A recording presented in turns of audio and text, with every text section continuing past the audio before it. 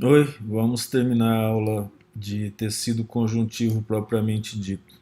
Essa última parte, ela merece uma atenção especial porque ela envolve situações rotineiras associadas a processos de saúde e que acaba afetando todo mundo de um modo geral. A deposição e mobilização de lipídios.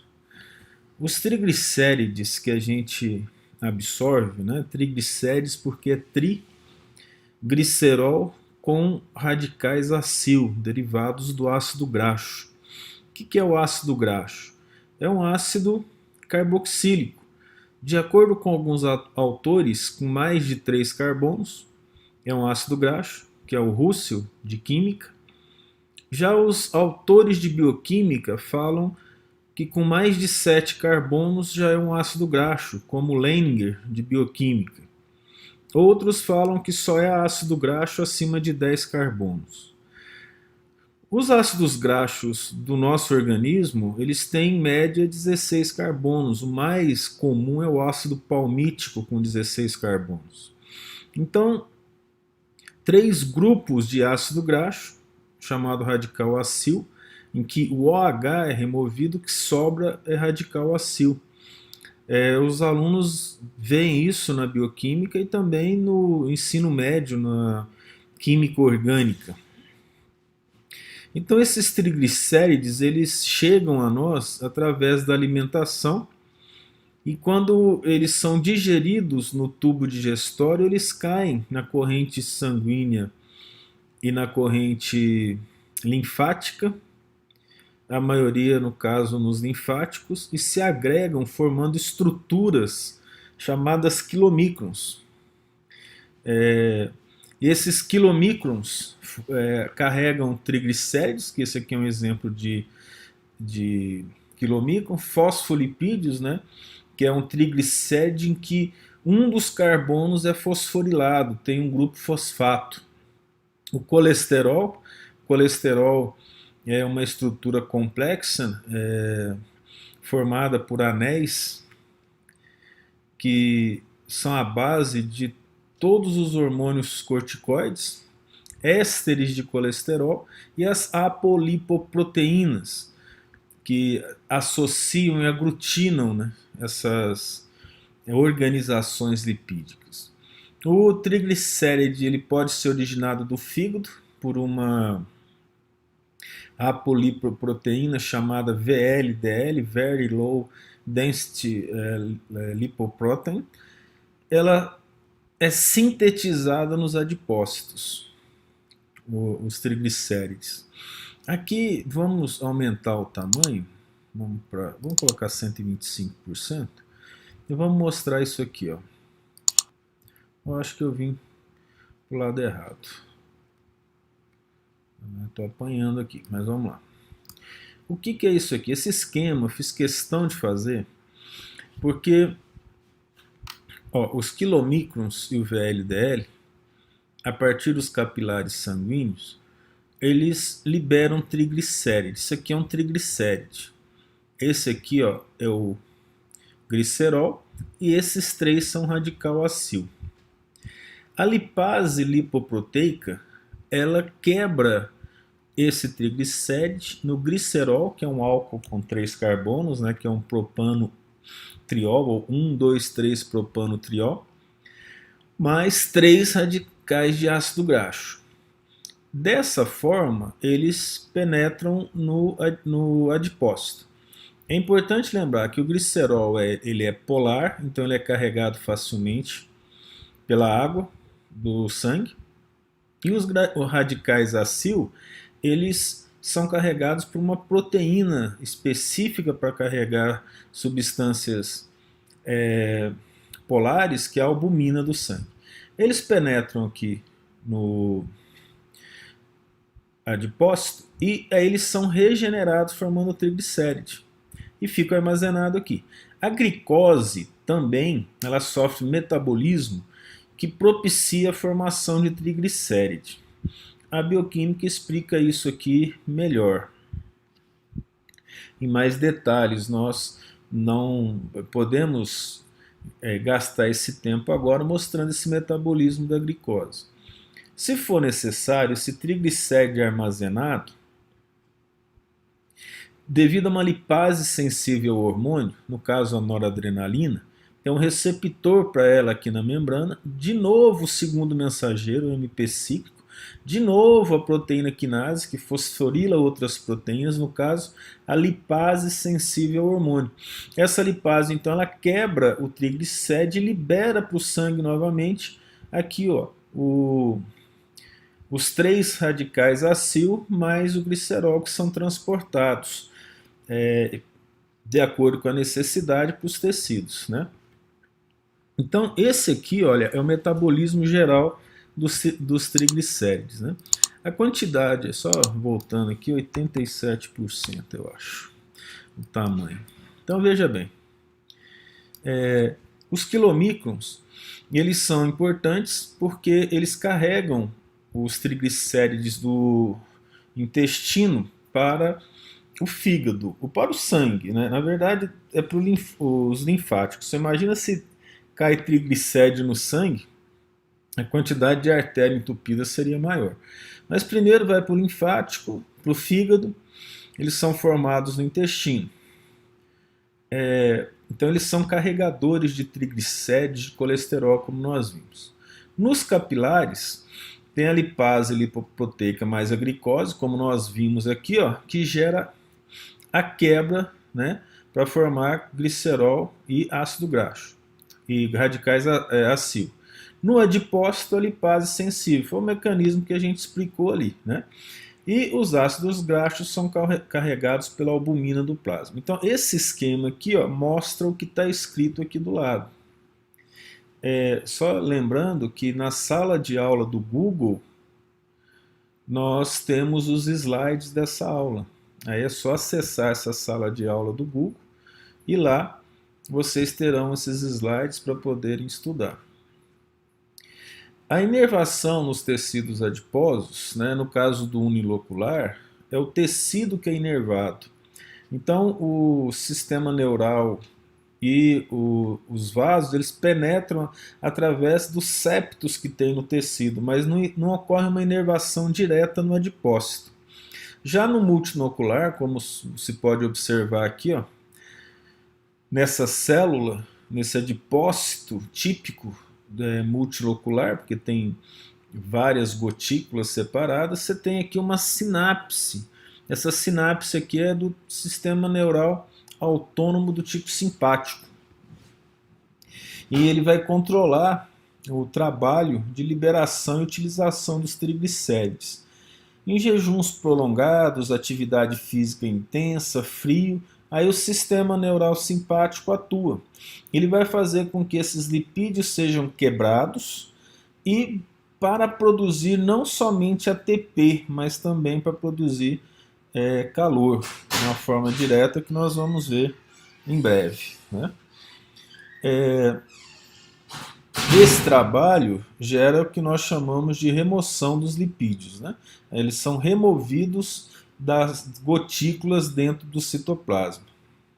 No tecido adiposo unilocular, ocorre uma secreção, que nós falamos que esses adipócitos são secretores, né, de adiponectina, que regula os níveis de glicose e o metabolismo dos ácidos graxos no sangue, uma leptina responsável pelo balanço energético e ajuda a inibir a fome, e ele também libera a lipase lipoproteica, que nós vimos aqui, ó, que trabalha no próprio sangue, então é uma célula secretora também.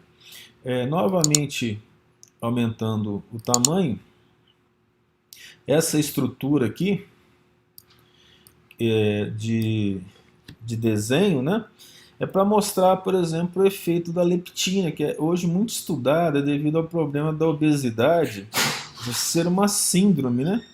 A obesidade, ela é responsável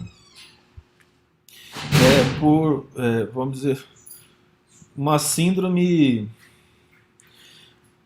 que absorve, por exemplo, os americanos, assim, em grande quantidade. Tem mais problema de obesidade nos Estados Unidos do que de fome, num país super desenvolvido. E Das várias causas, algumas são genéticas, né? Então nós temos aqui, ó, por exemplo, o músculo e o pâncreas, principalmente, são tecidos periféricos associados ao metabolismo de açúcar. O pâncreas, ele vai liberar insulina, né? E o músculo é um armazenador de glicogênio. E a leptina, que é essa substância, uma das substâncias produzidas pelo adipócito unilocular, que tem esse formato tridimensional, ela estimula o pâncreas, então, né, a liberar insulina, um músculo, por exemplo, a liberar glicogênio. Ela estimula o cérebro e o cérebro, por sua vez, tende a estimular um alto gasto energético, o que gera uma vontade, né, de aumentar a atividade física, porque o metabolismo do indivíduo aumenta. E menos consumo de energia. O que significa isso? Menos fome, menos vontade de ingerir comida. Por sua vez, essas atividades influenciam os hormônios.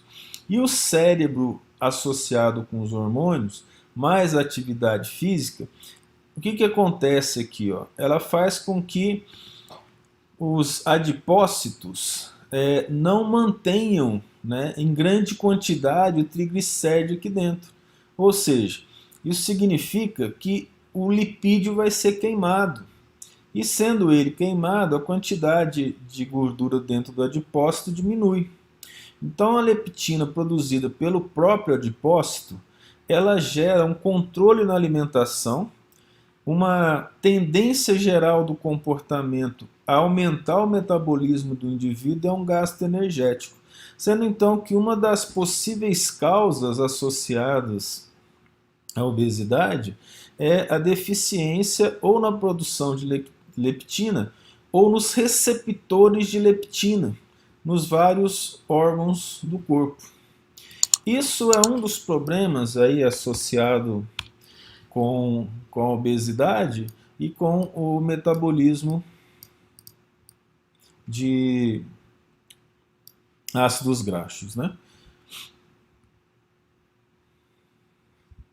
Então agora mais em detalhes a obesidade. O que é a obesidade? É quando o indivíduo tem mais que 20% do seu peso relativo de tecido adiposo. Ela pode ser hipertrófica. O que significa isso? Hipertrófica significa que os adipócitos aumentam de tamanho, acumulando mais lipídio. Essa é a mais comum. E pode ter a hiperplásica, chamando a atenção que na 8ª edição, a 10ª edição também do livro do Junqueira, está escrito hiperplástica, né? Isso foi um erro de digitação. A hiperplásica é quando esses adipócitos sofrem mitose. Isso não é comum. Depois do 6º mês de vida do indivíduo, os adipócitos uniloculares não sofrem mitose normalmente, mas em alguns casos pode acontecer. Aí isso é difícil de controlar porque toda a quantidade excessiva de alimento vai gerar problemas. Por exemplo, aquelas pessoas que chegam aí a mais de 160 quilos, 200 quilos, normalmente é por um tipo de obesidade hiperplásica. Normalmente a obesidade acontece por um excesso de calorias no organismo. A questão é alimentação? É alimentação, evidentemente. Mas o que gera essa alimentação? E é o gasto energético e o metabolismo do indivíduo. Ora, esse excesso de calorias através dos triglicéridos, ele aumenta o peso do indivíduo. O metabolismo do indivíduo tende a diminuir. O sangue fica mais viscoso, o coração então começa a fazer mais força para movimentar esse sangue. A pressão arterial aumenta. Ocorre uma resistência da periférica à insulina. O que significa? Os receptores dos tecidos à insulina, eles não trabalham bem mais. Então a insulina deixa de fazer o trabalho dela de absorção de açúcar nas células e esse açúcar fica no sangue. E veja que o metabolismo tende a diminuir porque diminui a quantidade de açúcar dentro das células. Então as células com menos açúcar tendem a ter menos ATP e o metabolismo tende a diminuir. Associados a esses fatores de obesidade, tem os fatores genéticos. Então a pessoa ela nasce com tendência a engordar. Normalmente são aquelas crianças que já nascem obesas e elas não conseguem perder peso. Isso pode estar associado a problemas da tireoide, de absorção intestinal. Então, por exemplo, se o intestino de um indivíduo normal absorve X quantidade por dia, o indivíduo obeso, daquele alimento que ele ingere, pode absorver 3x. Aí o sangue dele tem a maior quantidade de nutrientes, enquanto que um outro indivíduo pode comer a mesma quantidade e absorver menos. Então a absorção intestinal está associada a esses fatores, né? O hormônio. Nós temos uma variação na quantidade das substâncias do nosso corpo, né? É uma senoide, vamos dizer assim. Então, por exemplo, a quantidade de glicose normal no sangue vai variar. Hoje em dia estão considerando normal de 70 a 100, né? No corpo. Não é um valor fixo, não é uma constante, né? Ele varia. Então, se por exemplo, os hormônios associados ao metabolismo, como o hormônio tireotrófico, os hormônios da tireoide, eles forem baixos, não é que ele está abaixo do mínimo, mas eles são baixos, a tendência é que o metabolismo do indivíduo seja menor. Quanto menor o metabolismo dele, menos energia ele gasta. Quanto menos energia ele gasta, maior é a tendência de acumular na forma de triglicérides. A flora intestinal também está associada a isso. Isso é um estudo mais recente, mais novo, né? Associado à flora intestinal em relação à absorção de fatores produzidos pelas bactérias. O estilo de vida do indivíduo, e esse estilo de vida, se ele é sedentário ou não. Por exemplo, teve um estudo que falou que os carteiros têm maior sobrevida no mundo. Mas é claro, eles andam o tempo todo, né? Seria a questão do exercício, e é um exercício que não é extenuante no sentido de gasto das articulações, né? Acaba tendo uma vida organizada. A questão é que alguns empregos eles não facilitam isso. Eles são empregos estressantes. Aí o indivíduo tende a chegar em casa e não querer fazer mais nada. Então ele vai, devido a esse estilo de vida, acumular calorias, né? Fatores sociais, dependendo do ambiente que ele vive, como nós falamos aí dos Estados Unidos, que tem muito fast food, e normalmente esses fast food eles são muito baratos. Então, para você comer no McDonald's nos Estados Unidos, você vai pagar lá $1 no Big Mac, né? E $1 é melhor do que você pagar, por exemplo, um alimento nos Estados Unidos, né? Que não seja simples. Depois do Big Mac você vai pagar no mínimo $5, mas o normal são $12. A diferença é muito grande. Então, um indivíduo que não tem muito recurso ou que desde o começo está viciado em comer fast food, aí ele vai ganhar peso. Cultura familiar, né? Nem precisa falar que todo mundo já viu uma mãezona italiana fortona, gordona, que faz macarrão, massa o tempo todo. E aí o filho vai ter que comer, né? Além de que não é nada ruim, não é mesmo? Então, isso tem a ver com essa cultura familiar também. O estresse. Algumas pessoas têm estresse e elas não conseguem se alimentar devido ao estresse, mas boa parte é o contrário. Ela está estressada, ela come, né? Para poder sentir algum tipo de prazer. Associado a isso ainda tem os problemas psicológicos, de difícil conseguir buscar as causas, né? Às vezes a pessoa está normal, está vivendo tranquilo, e ela acaba tendo uma decepção durante a vida, a adolescência, e passa a se alimentar em grande quantidade. As causas são difíceis de serem obtidas. Aqui nos esquemas, pais obeso gera obesidade. Mãe obesa na gestação pode gerar obesidade nos filhos. Má alimentação em casa, só que só esqueceu de falar que pode ser na rua, gera obesidade. E, interessantemente, quando se tem um irmão acima do peso, a tendência é que o irmão mais novo também seja acima do peso. São fatores bem complexos esses aqui, né? E, além disso, nós temos esse caso, esse gráfico aqui, ó, vai ser difícil chegar até ele, tem que diminuir um pouquinho o tamanho. Vamos lá. Aqui. As causas, né, da obesidade, ele mostra 5% é genética, 10% problemas de hormônio, 35% sedentarismo e 50% consumo de alimentos não saudáveis. É bem complicado julgar isso, porque aqui nós estamos falando como se fosse algo discreto, né? Só que o indivíduo ele pode ter causa genética e ser sedentário. Pode ter causa genética e não ter um consumo adequado de alimento. E essa questão do consumo adequado, muitas vezes, ela é financeira. Então, por exemplo, o indivíduo, quando vai fazer compra, arroz, macarrão é tudo mais barato do que comprar proteína, do que comprar fruta. Então, fala-se para a pessoa, você precisa comer bem, mas ela não tem dinheiro, como é que vai fazer? Né? Você precisa comer carboidrato complexo, coitado, não sabe, não tem dificuldades imensas para entender as coisas, porque já teve uma educação precária, como é que ele vai saber isso? Mesmo que você explicar, ele vai dizer, mas quem é que vai pagar a minha conta? Então é uma situação bastante complexa essa, né? Uma situação que ela deve, em termos éticos, né, evitarmos julgar isso. Não é porque eu estou bem acima do peso, não. É por causa de questões naturais mesmo do ser humano. Aliás, eu estou bem acima do peso.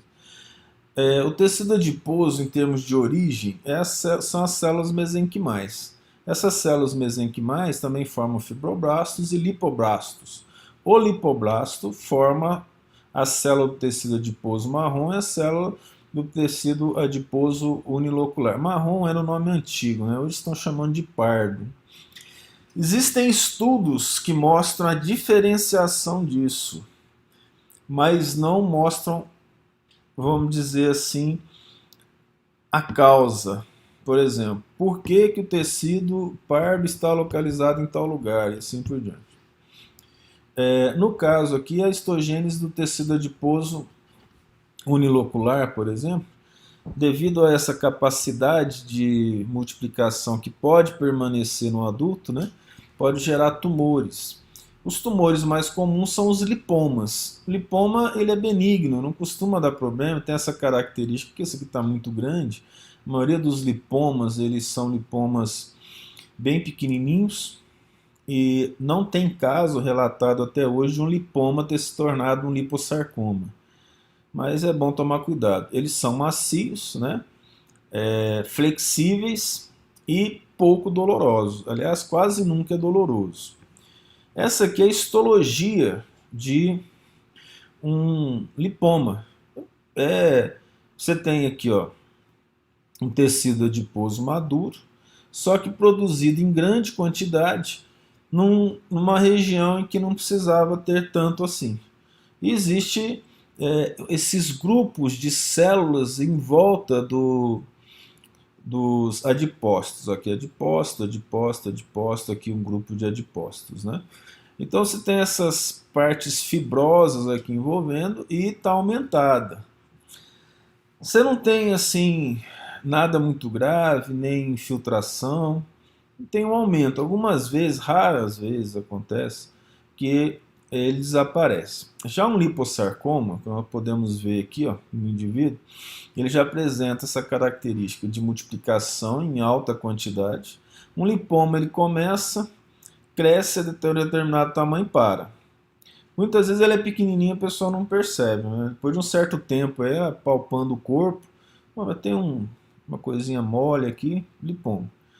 O lipossarcoma não, ele vai crescendo, ele não para de crescer. Porque ele não para de crescer, ele também apresenta essas estruturas aqui, ó, em volta que tende a gerar uma hipervascularização, porque essas células, as células do câncer, elas tendem a ter uma necessidade de sangue devido à alta energia pelo processo de multiplicação extravasado, né? Já o tecido em volta é um tecido diferente. Observa aqui, ó, você tem umas células muito estranhas, olha, com o formato bastante estranho, né? Aqui também, esses vários tipos de célula, uma grande quantidade de célula adiposa disforme, né? Com os núcleos bastante disformes e juntos, como se pode observar aqui, essa característica de um liposarcoma. Isso é mais patologia, né? Mas já que nós estamos falando de tecido, não custa nada falar um pouquinho disso. O tecido adiposo multilocular é porque tem várias gotículas de gordura no adipócito. Então aqui a microscopia eletrônica, ó, observe, você tem um núcleo, uma gotinha de gordura, outra gotinha de gordura, outra gotinha de gordura, outra gotinha de gordura. Aqui estou falando drops. Olha, isso daqui é a característica do multilocular. Tá aí. Isso aqui, ó, também é característica dele. Porque você pega aqui uma célula cheia de pontinho, tá vendo? Pode observar. É interessantemente que você tem também tecido adiposo unilocular em volta, tá? Isso acontece. Você pega aqui essa característica aqui também, ó, essa célula. Os núcleos não são mais uns núcleos aplanados, né? Os núcleos são maiores, são arredondados, até porque eles têm alto metabolismo. A cor dele depende da vascularização e das mitocôndrias. E também depende de carotenos, que eles absorvem. Porque vascularização é muito vascularizado. Então a tendência é uma cor mais avermelhada. E é rico em mitocôndrias. E essas mitocôndrias dão uma cor mais escura para ele. A distribuição dele no organismo é em volta do pescoço, na parte posterior. Uma gordura perirenal, também na parte posterior baixa, né, das costas aqui, envolvendo os rins. Em volta da coluna vertebral.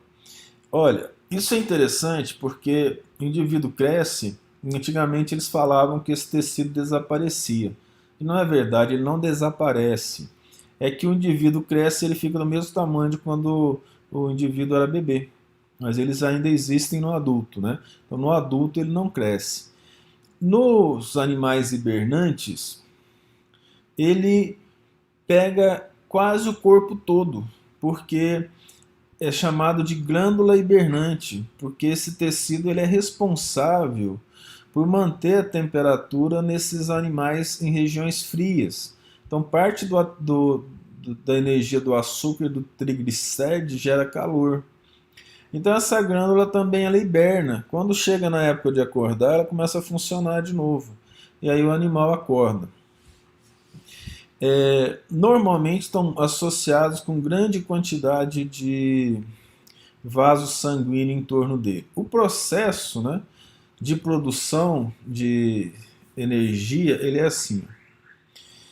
Você tem aqui um receptor para adrenalina, por exemplo, um receptor beta-adrenérgico para ela. Aí tem a proteína G.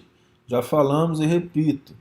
O livro de nossa autoria é um livro que nós fizemos questão de explicar segundo o mensageiro com o objetivo de que ele fosse entendido, porque ele está na base do sistema de compreensão de farmacologia. Essa proteína G, então, ela ativa o adenilato ciclase, em que ele usa o ATP e forma o AMP cíclico, que ativa uma proteína quinase, que fosforila a lipase sensível ao hormônio, quebrando o triglicéride, e os ácidos graxos são então usados na mitocôndria. Aí, esses H+, que estão aqui, olha, no espaço intermembrana da mitocôndria, eles passando através da ATP sintetase, produziria ATP. Só que ele não atravessa a ATP sintetase, ele atravessa uma proteína chamada termogenina. E ao invés de produzir ATP, ele produz calor. Então esse sistema aqui, ó, da mitocôndria, dentro das células do tecido adiposo multinuclear, produz calor. Aqui também nós vamos ter que aumentar de novo. E essa situação é a seguinte. Você pode observar aqui, ó, que essa aqui é a TP sintetase, né, na qual o H+ do espaço intermembrana passa e produz ATP. Por isso a TP sintetase. Aqui não, aqui quando eles passam aqui na termogenina, produz somente calor. Né? Então, a propriedade dele é produzir calor. É interessante isso. Quando eu era jovem, nós fomos visitar uma senhora no inverno, né, na cidade aqui do sul de Minas, e para ver como é que estava, tinha acabado de ter nenê, muito pobre, a casa de chão batido, e nós chegamos lá e eles não tinham cobertor para a criança. E a criancinha estava pelada no berço e a gente ficou todo preocupado. Até que a senhora que estava comigo, quando pegou, falou: nossa, que bênção, ele está quentinho. É claro que para um leigo significa quase um milagre, né? E de fato, isso não tira a beleza da condição física nem da criação divina.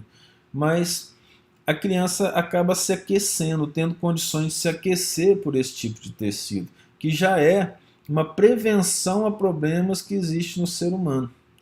Algo muito interessante aí de ser analisado, porque acaba fazendo com que as crianças, vamos dizer assim, pobres, né, dos países frios, não sofram tanto, pelo menos no início da vida. Outro problema associado ao tecido adiposo é a hipercolesterolemia, chamada de hipercolesterolemia familiar, porque é de origem genética. Essa hipercolesterolemia está associada a substâncias, não é substância, misturas, né, grupos de lipoproteínas, mistura de lipídios e proteínas, famosos como o LDL, o HDL, o VLDL, o quilomicrons que nós falamos, que são carreadores, né, de triglicérides e colesterol. O LDL, aqui, o esquema aqui é importante, né? Vamos ver se nós conseguimos chegar nele aqui. Então veja bem, os quilomicrons vêm do intestino, vão para os linfáticos e vêm para os capilares, certo? Olha que interessante, ó. Eles ainda sobram e levam gordura para o fígado. Então, enquanto o fígado estiver funcionando e recebendo gordura, não há problemas em relação ao sangue. Também o IDL, né, que significa lipoproteína de densidade intermediária, junto com o VLDL, que é lipoproteína de densidade muito baixa, elas levam esses colesterol, triglicéride para o fígado, assim como o LDL. E o HDL, ele faz a situação contrária, né? Ele faz um transporte inverso de colesterol. Olha que interessante aqui, ó. Os precursores do HDL, eles tendem a levar para os tecidos extrahepáticos, ou seja, tecido fora do fígado, e depois levar para o fígado também. Onde que está o problema do HDL? O HDL fica aqui, ó. Ele tem que receber o lipídio e jogar aqui para dentro do fígado. Aí eu tenho um problema genético e o meu HDL não funciona assim. Então, ao invés de entrar no fígado, ele fica no sangue. No que ele fica no sangue, o HDL, ele está carregando triglicérides, colesterol, ésteres de ácido graxo, ou seja, gordura. Enquanto essa gordura está no sangue, ela acumula nos vasos. Essa é a base principal do problema de hipercolesterolemia associado com a aterosclerose. Aí o que acontece? Aí está pegando aqui a artéria coronária, né? LDL, que não fica no fígado, colesterol associado, triglicéride associado, forma placa de colesterol aqui. Tá vendo? Então o LDL em grande quantidade no sangue, também o VLDL, é que gera esse acúmulo aqui. No caso, o HDL, ele teria que funcionar de que maneira? Ele teria que pegar o lipídio que está no tecido e levar esse lipídio para o fígado. Ora, ou que o tecido absorvesse. Acontece que uma grande quantidade de HDL, ela vai fazer com que pelo menos os tecidos extrahepáticos eles absorvam essa gordura. Então, quanto menor o LDL no sangue, mais vai ter gordura no fígado. E assim por diante. Aí tem outro problema, né? Quem absorve demais gordura no fígado, se por problema de alimentação, vai ter um fígado gordo, né? Chamado, e pode gerar esteatose hepática, mas não é o que a gente está falando aqui. Então, o que nós temos aqui é uma reorganização devido a problemas genéticos da atividade dessas apolipoproteínas. Então, quando você fala que o LDL é um colesterol ruim, é uma bobagem imensa. Primeiro que ele não é colesterol. Ele é uma apolipoproteína que carrega lipídio. Dentre esses lipídios, os triglicéridos, o colesterol, os ésteres de ácido graxo. E outra, não é bom ou mal. A questão é que depende do processo metabólico associado. Nesse caso é genético. Essa hipercolesterolemia pode gerar uma aterosclerose por um processo inflamatório. E essa situação é interessante. Aqui, o que acontece? Esses lipídios eles vão chegar em determinado momento no endotélio e vão penetrar o endotélio. No que eles penetram o endotélio, esse lipídio não devia estar ali. Ele precisa ser destruído. E quem que vai gerar essa destruição? Os macrófagos. Aí os macrófagos começam a comer lipídio. Só que eles não conseguem digerir esses lipídios da forma adequada. Aí eles começam a se encher de lipídio. São chamados de células espumosas e elas vão se acumulando aqui. Ó. E aí o processo inflamatório começa, diapedese, monócito entra aqui, forma mais macrófago, macrófago come mais lipídio. E aí começa a aumentar essa placa. E essa placa é formada de lipídios mal digeridos. Como a gente pode ver aqui, ó. Essa região é o que? Células espumosas. Por que cristais de colesterol? O ácido, quando ele reage com uma base, ele forma um sal, né? Então, um éster de ácido graxo ou um sal de ácido graxo, ele tende a ter a forma cristalizada. Então, você imagina, o indivíduo tem lá um COO- e tem sódio no organismo. Né?